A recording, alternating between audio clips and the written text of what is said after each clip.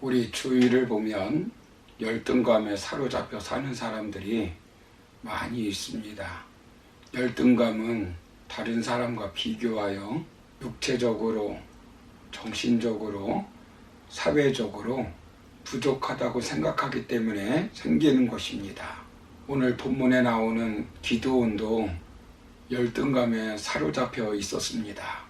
당시 미디안이라고 하는 나라가 이스라엘을 쳐들어왔습니다. 그들은 7년 동안 이스라엘을 착취하며 모든 곡식과 짐승을 빼앗아갔습니다. 그런데 누구 하나 그들과 맞서서 싸울 사람이 없었습니다. 이때 하나님은 기드온을 통해서 이스라엘을 구원하려고 하는 계획을 갖고 계셨습니다. 이스라엘 민족을 구원하기 위해서 하나님께서 기드온을 불렀습니다. 그때 기드온이 무엇이라고 말합니까? 본문 15절을 보시면 그러나 기드온이 그에게 대답하되 오 주여 내가 무엇으로 이스라엘을 구원하리이까? 보소서 나의 집은 므낫세 중에 극히 약하고 나는 내 아버지 집에서 가장 작은 자니이다 라고 말씀합니다. 기드온은 자기 자신을 가리켜서 지극히 약한 자, 제일 작은 자라고 생각합니다. 자신감도 사명감도 없습니다. 주어진 일을 회피하려고 합니다. 두려워합니다. 자신 스스로 나약한 존재라고 생각하고 있는 것입니다. 왜 그렇습니까? 열등감 때문입니다. 다른 가문에 비해 자신의 가문은 보잘것없는 가문이고 그 보잘것없는 가문 중에 극히 약하다고 생각한 것입니다. 또 그런 가문의 아버지 집에서 자신은 가장 작은 자라는 것입니다. 이때 하나님께서는 기드온을 어떻게 열등감에서 탈출시키고 있습니까? 오늘 우리가 열등감에서 탈출하려면 어떻게 해야 될까요? 오늘 첫 번째로 살펴볼 것은 나 중심이 아니라 하나님 중심으로 바라보고 자존감을 가져야 합니다. 열등감을 가진 사람들을 보면 대부분이 자기를 비하합니다. 너무 과도하게 평가절하하는 것입니다. 부정적인 자아상을 가지고 자신을 정죄하고 모멸합니다.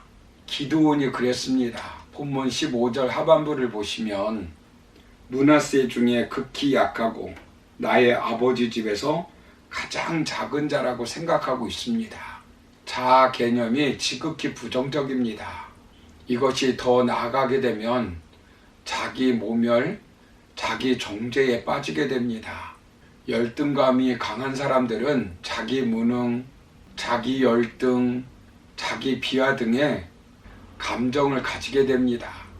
자신을 무능력한 존재로 인식하고 자기 비하로 인해 스스로 억압하고 스스로 부정적인 모습으로 변모시키는 것입니다.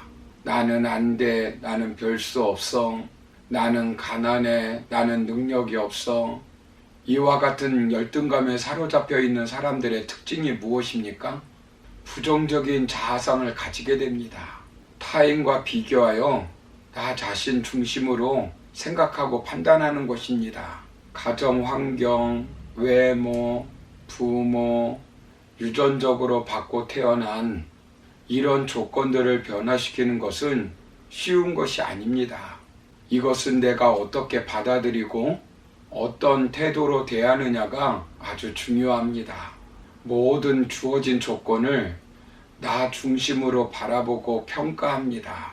그러다 보면 다른 사람과 비교할 수밖에 없고 비교하여 열등하면 열등감에 사로잡히게 됩니다. 그런데 하나님은 기드온에게 무엇이라고 말씀합니까? 본문 12절을 보시면 여호와의 사자가 기드온에게 나타나 이르되 큰 용사여 여호와께서 너와 함께 계시도다 하매라고 말씀합니다. 작은 가문, 작은 자일지라도 민족을 구원할 용사라고 말씀하고 있는 것입니다. 하나님이 지금 기드온을 보고 있는 시각은 기드온이 보는 시각과 180도 다른 것입니다. 사실 므낫세 지파가 기드온이 생각한 것처럼 작은 지파가 아닙니다. 요셉의 큰아들이 므낫세입니다. 국무총리 가정이 아닙니까? 물론 장자의 축복은 받지 않았습니다. 그러나 가나안 정복 전쟁에 용감하게 참여하였고 가나안 전쟁 때 요단 서쪽에서 앞장서서 전쟁에서 싸워 승리하였습니다. 그래서 땅을 요단강 동쪽 서쪽을 차지한 지파입니다. 사사 기드온 입다를 배출하여 민족을 구원한 지파입니다. 하나님은 큰 자라고 말씀하고 있는데 기드온 스스로 에브라임에 비해 작은 자라고 단정하고 열등감을 가지고 있는 것입니다. 여러분들 중에도 키가 작습니까? 돈이 없습니까? 실패했습니까? 실력이 없습니까? 그럼에도 불구하고 하나님은 우리와 함께 하시며 우리를 큰 용사라고 말씀해 주시고 있습니다. 왕같은 제사장이라고 말씀해 주시고 있습니다. 성도는 존귀한 자라고 말씀해 주고 있습니다. 예수 그리스도의 피값으로 새로 사신 피조물이라고 말씀해 주고 있습니다. 키가 작아도 눈이 작아도 하나님의 형상으로 만들어진 존귀한 자들입니다. 하나님은 우리 한 사람 한 사람을 가리켜서 온 천하보다 귀하다고 말씀하십니다. 우리를 하나님의 아들이라고 일컬어 주었고 존귀한 사람으로 만들어 주었습니다. 그래서 신앙인들은 죽어 마땅한 존재라는 부정적인 자아상에서 새 생명을 얻은 고귀한 존재라는 긍정적인 자아상을 가져야 합니다. 사도 바울은 충분히 열등감을 가질 수 있는 사람이었습니다. 성경을 보면 그의 외모는 변변치 않았던 것 같습니다. 말도 잘 못했습니다. 과거 경력이 예수 그리스도를 믿는 사람들을 핍박한 대표적인 사람이었습니다. 때로는 기도했는데 응답되지 않았을 때도 많았습니다. 그리고 얼마나 많은 고난을 당했습니까? 얼마나 많은 실패의 경험을 했습니까? 그러나 열등감에 시달리지 않았습니다. 오히려 약한 것을 자랑합니다. 약한 것도 하나님 안에서는 열등감의 요소가 되는 것이 아니라 자랑이 되는 것입니다. 사도 바울은 고린도후서 11장 30절에서 내가 부득불 자랑할진대 나의 약한 것을 자랑하리라 라고 말씀합니다. 비교를 통해서 자신을 바라본 것이 아니라 하나님의 은혜로 자신을 발견했기 때문입니다. 고린도전서 15장 10절에서는 나의 나된 것은 하나님의 은혜라 라고 고백하고 있습니다. 사랑하는 성도 여러분, 우리는 하나님의 관점에서 있는 그대로 자신을 바라보아야 합니다.